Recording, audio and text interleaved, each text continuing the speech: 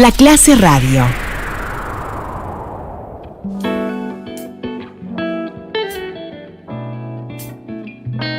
Volvemos aquí en el ómnibus, estamos en La Clase Radio y ya en contacto con nuestro compañero Damián Mozo, profesor de filosofía, el encargado de la columna del pensamiento aquí en el ómnibus. Damián, ¿cómo estás? Buenos días. Buen día, compañeros, ¿cómo andan ustedes? ¿Cómo han pasado? Muy bien, por suerte. Estamos aquí con Robert Núñez. ¿Cómo estás, Damián? ¿Todo bien? ¿Qué tal, Robert? ¿Cómo estás tú? Bien, bien. No me digan que falta el hombre de peso. Hoy estamos liberados de espacio, sí. Tuvo otras responsabilidades sindicales y estamos nosotros acá con Luis. Entonces hoy sobra lugar ahí. Sí, hoy entramos. ¿Qué tenías preparado para el día de hoy? Comentanos la consigna de la columna de hoy. Bueno, la cosa sería más o menos así. Hoy voy a intentar hacer, es difícil que me salga, ¿no? Pero voy a intentar hacer una cosa un poco distinta a la que he venido haciendo en audiciones anteriores, sí. Porque uno también tiene que exigirse a uno mismo y tratar a veces de salir un poco de su zona de confort, ¿no?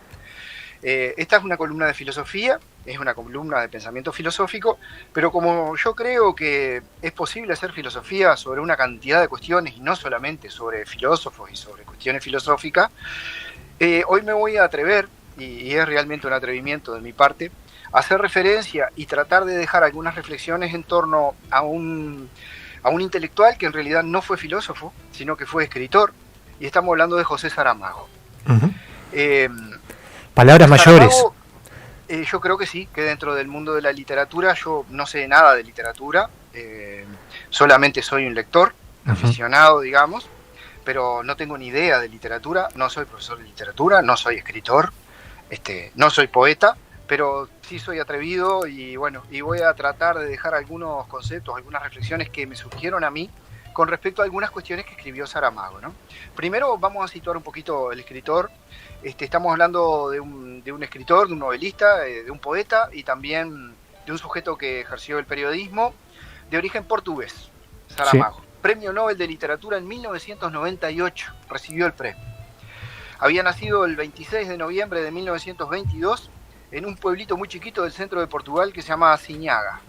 Uh-huh. Provenía de una familia campesina y pobre, siempre fue desde chiquito un lector muy voraz y estudió de manera autodidacta hasta la secundaria por razones económicas, venía de una familia muy, muy pobre. Algunas de sus obras más importantes, Tierra de Pecado en 1947, después se tomó una pausa bastante grande, escribió Memorial del Convento en 1982. Bellísima novela. Sí, la recomiendo. El Evangelio según Jesucristo en 1991. Por esa obra, El Evangelio según Jesucristo, uh-huh, fue exiliado de Portugal, se fue a vivir a Lanzarote, en las Islas Canarias, escribe Ensayos sobre la ceguera en 1995 y ahora Ensayos sobre la lucidez, la más próxima, en 2004, obra que estoy leyendo en este momento y me parece impresionante. Se llama Ensayos sobre la lucidez. Hace referencia a un conjunto de personas que, llamadas a votar en las elecciones, votan en blanco. Y la pregunta es, ¿qué pasaría si todo el mundo cuando va a votar, o la inmensa mayoría de la gente, votara en blanco y no se pronunciara? Bueno, y ahí se desencadena una serie de reflexiones, para mi gusto, de filosofía política muy interesantes. Sí, hay novelas de Saramago que tienen como ciertos argumentos un poco extravagantes, ¿no? Que son muy, muy, muy divertidos y muy interesantes, como ese que acabas que acabas de decir. Bueno, nombraste el Memorial del Convento, que habla de un cura que quería volar, tenía el berretín de volar. Y bueno, tantas otras, yo que sé, las intermitencias de la muerte, que la muerte también decide dejar de trabajar y a partir de ese día no muere nunca nadie más. Los argumentos de las novelas de Saramago son realmente muy bonitos. Son muy interesantes.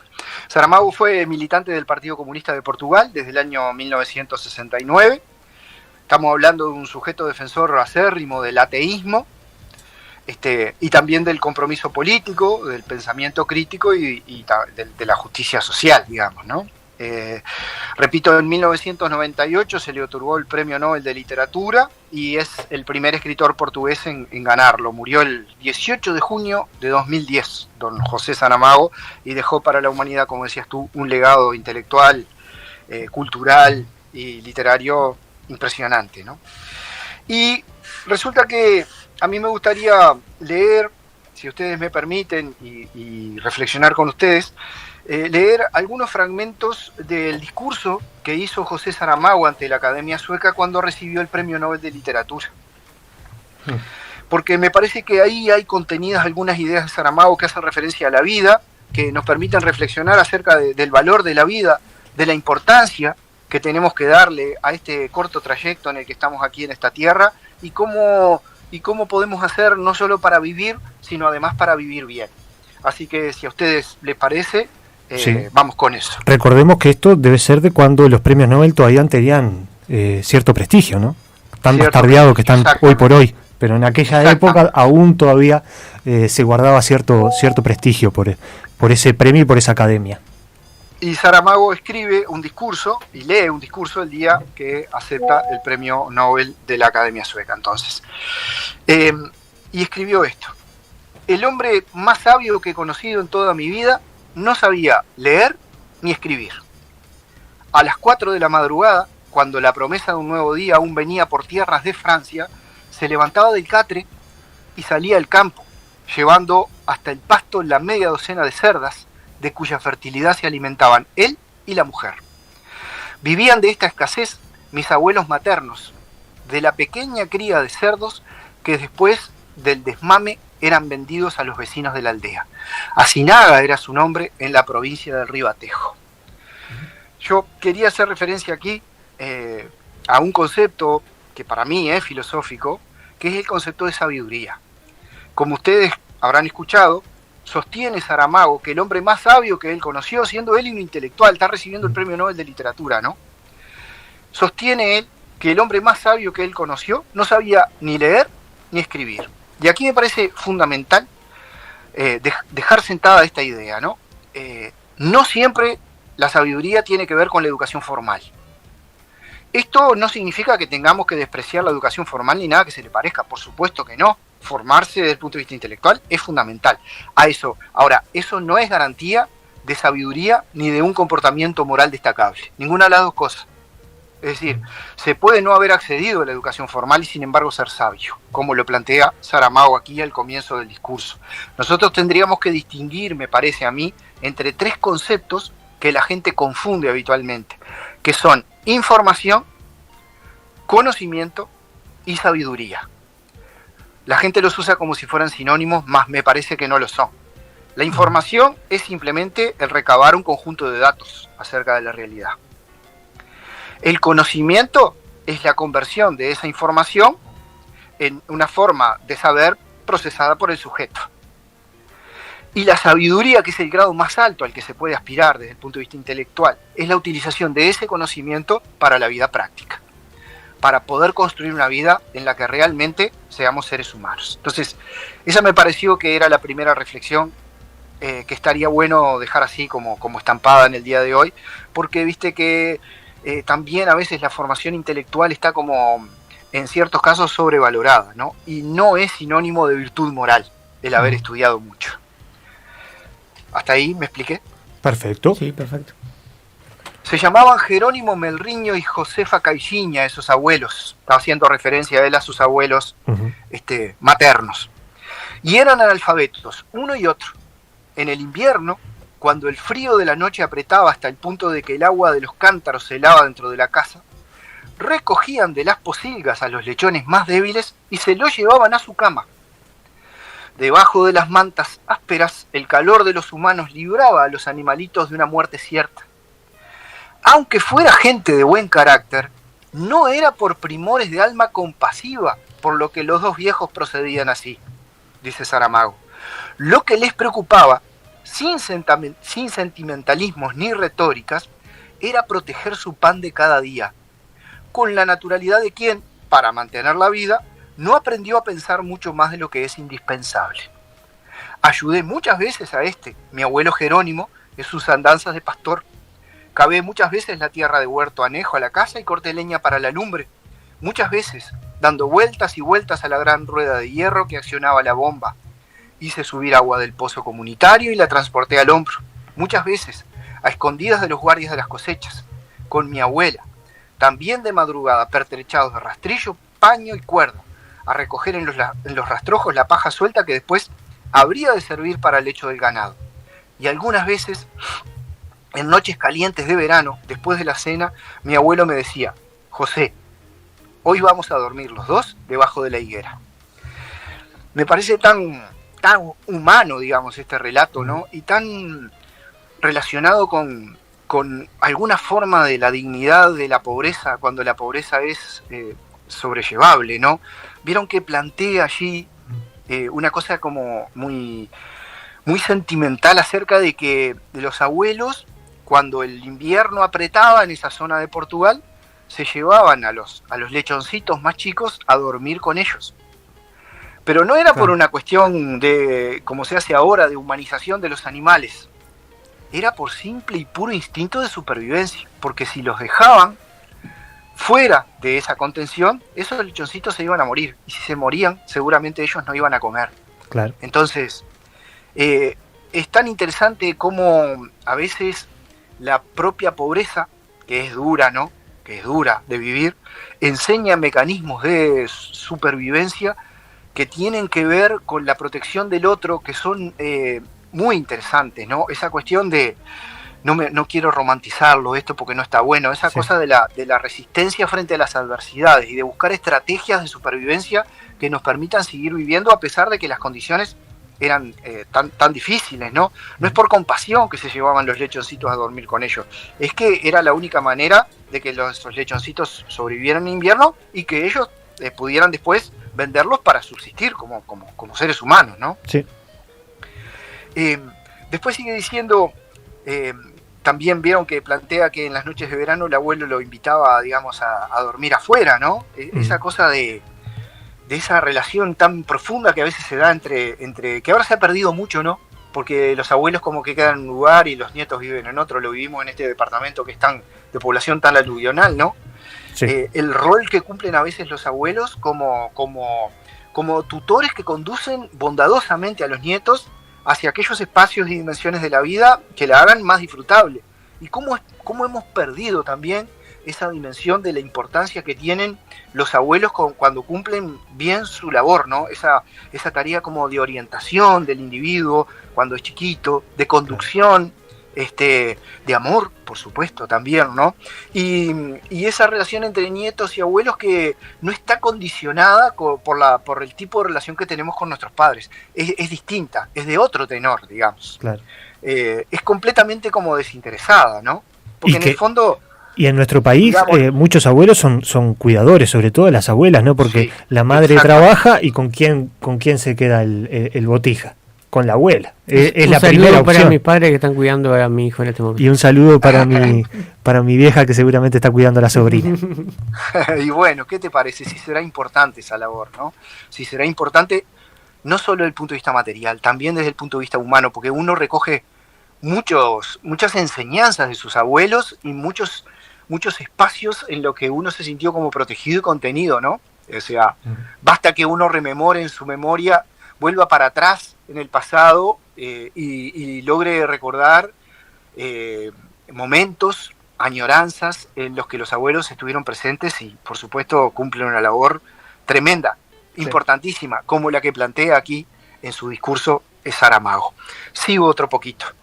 Decía Saramago, había otras dos higueras, pero aquella ciertamente, por ser la mayor, por ser la más antigua, por ser la de siempre, era para todas las personas de la casa la higuera. En medio de la paz nocturna, entre las ramas altas del árbol, una estrella se me aparecía y después lentamente se escondía detrás de una hoja, y mirando en otra dirección, tal como un río corriendo en silencio por el cielo cóncavo, surgía la claridad traslúcida de la Vía Láctea, el camino de Santiago, como todavía le llamábamos en la aldea. Mientras el sueño llegaba, la noche se poblaba con las historias y los sucesos que mi abuelo iba contando. Leyendas, apariciones, asombros, episodios singulares, muertes antiguas, escaramuzas de palo y piedra, palabras de antepasados, un incansable rumor de memorias que me mantenían despierto al mismo tiempo que suavemente me acunaba. Nunca supe si él se callaba cuando descubría que me había dormido o si seguía hablando para no dejar a medias la respuesta a la pregunta que invariablemente le hacía en las pausas más demoradas que él calculadamente le introducía en el relato. Y después, tal vez repitiese las historias para sí mismo, peripecias nuevas, quizá para no olvidarlas, quizá para enriquecerlas. En aquella edad mía y en aquel tiempo de todos nosotros, no será necesario decir que yo imaginaba que mi abuelo Jerónimo era señor de toda la ciencia del mundo. Cuando la primera luz de la mañana, el canto de los pájaros me despertaba, él ya no estaba allí. Se había ido al campo con sus animales, dejándome dormir. Entonces me levantaba, doblaba la manta y descalzo. En la aldea anduve siempre descalzo hasta los 14 años, todavía con pajas enredadas en el pelo. Pasaba de la parte cultivada del huerto a la otra, donde se encontraban las pocilgas al lado de la casa. La importancia del pasado, ¿no? En el relato, para mi gusto. La importancia de darnos cuenta que somos lo que hemos sido y que eso nos condiciona. Y que los que hemos tenido la suerte de tener, por ejemplo, un abuelo o una abuela que haya hecho este tipo de cosas, destinado tiempo de su vida para hacernos un cuento, un relato, eso tiene un valor inmenso. Y realmente se queda en la dimensión más afectiva de nuestra vida para siempre, ¿no?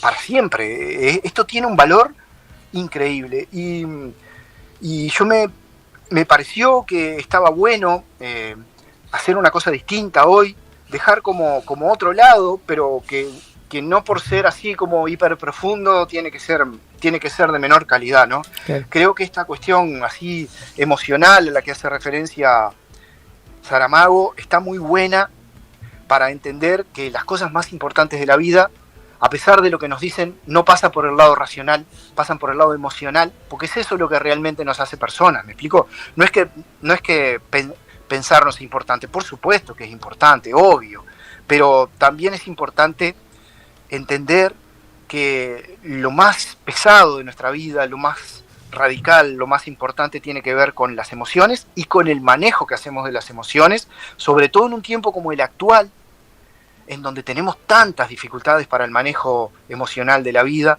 vemos tanta gente con problemas de salud mental, tanta gente que no logra encontrarle un sentido a la vida. Y este tipo de cosas que plantea aquí Saramago son, en definitiva, como los cimientos para el desarrollo a posteriori de una vida sana. Sí, yo creo que es muy bueno lo que acabas de decir, y creo que a toda la gente que está escuchándonos seguramente se le vinieron en la cabeza una cantidad de recuerdos también, ¿no? Eso despierta algo diferente en nosotros, esa emoción de acordarnos de nuestros abuelos y todo eso es muy bello. Bueno, ojalá esto haya dejado algo, digamos. Pido disculpas si no está como al nivel de otras cuestiones que podemos hacer, pero me parecía que también es como que nosotros en la sociedad actual estamos cometiendo un error importante, que es el de olvidarnos justamente del valor y de la importancia que tiene para todos nosotros como seres humanos el desarrollo de una vida emocional sana, ¿no? Estamos teniendo muchos problemas en la sociedad y lo vemos todo el tiempo esto, Sí, hoy lo hablábamos no con solo Luis. Económicos. Hoy lo hablábamos con Luis con todo el tema que sucedió de los barras y las personas que se balearon en el día del clásico, y esto también es importante para la sociedad, tener esta contención familiar, que lamentablemente en algunos círculos no se da, ¿no? Y que a veces el mismo Estado, al alejarse, como decíamos hoy, de determinados sectores, da lugar a otras cosas, a violencia o otras formas de vivir que nos dañan y nos perjudican como sociedad al final. También tener en cuenta lo que dice Damián, que es importante del tema de la salud mental. Y bueno, uno no es psicólogo, pero está claro que la dimensión afectiva es un tema importantísimo relacionado a la salud mental, y justamente ahora en una época donde todas las relaciones, digamos, afectivas están siendo puestas en cuestión, ¿no? A ver cuáles son las prácticas dentro de esas relaciones afectivas que nos generan angustia, que nos generan problemas, que son situaciones violentas, etcétera, etcétera. Bueno, todo eso también tiene que ver con lo que se está discutiendo hoy sobre la salud mental y las relaciones afectivas, y todas estas nuevas formas de relaciones afectivas de nuevo tipo, que no sé si te parece un tema interesante para tratar más adelante, Damián, pero yo creo que todas estas cuestiones que tienen que ver con los nuevos modelos, digamos, afectivos que se están presentando en la sociedad actual, son interesantes para analizar. Sí, será. Y repito, yo no quería caer tampoco en una cuestión como de romantización de la pobreza. No, por supuesto. Porque Saramago era comunista y Saramago pensaba hormonal. Como decía él, yo soy un comunista hormonal. Y Saramago luchó e hizo lo que pudo por tratar de transformar las estructuras económicas de la sociedad para de esa manera también cambiar todas las otras dimensiones. Pero me parecía también interesante mostrar esa dimensión y esa faceta como más emocional en él, que la expresa justamente cuando recibe el Premio Nobel de Literatura, no en cualquier momento, sino cuando realmente él consideró que recibía probablemente la distinción más importante desde el punto de vista formal de toda su vida, y en ese discurso hizo referencia a sus abuelos, a sus padres, al tema de la muerte. Después hay una intervención en la que él recuerda a su abuela, y ella le dijo una vez, el mundo es tan bonito y yo tengo tanta pena de morir. La abuela le dijo a Saramago, ¿no? No le dijo yo tengo miedo de morir, dijo pena de morir, que no es lo mismo. Habiendo pasado además una vida de porquería, porque estamos hablando de gente que pasó hambre, que pasó frío, que pasó necesidades de todo tipo y color, y esto lo que demuestra es que a pesar de todo eso, la vida sigue siendo bella, ¿no?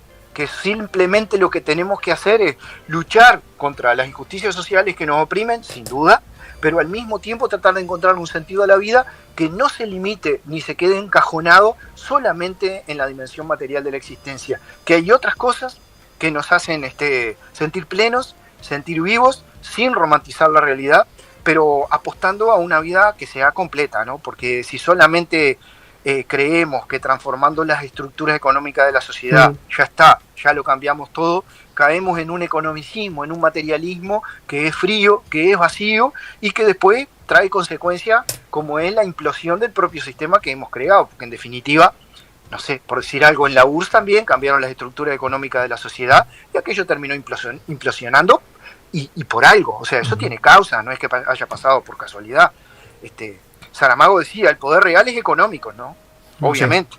Entonces no tiene sentido hablar de democracia. Él estaba en contra de esta democracia burguesa en la que vivimos todos, porque él creía que podemos cambiar de figurita, pero si no cambiamos la estructura real, económica de la sociedad, no habremos cambiado nada. Pero la historia no termina ahí. También hay una dimensión mucho más emocional que tiene tanto valor como la dimensión material y tienen que ir juntas necesariamente.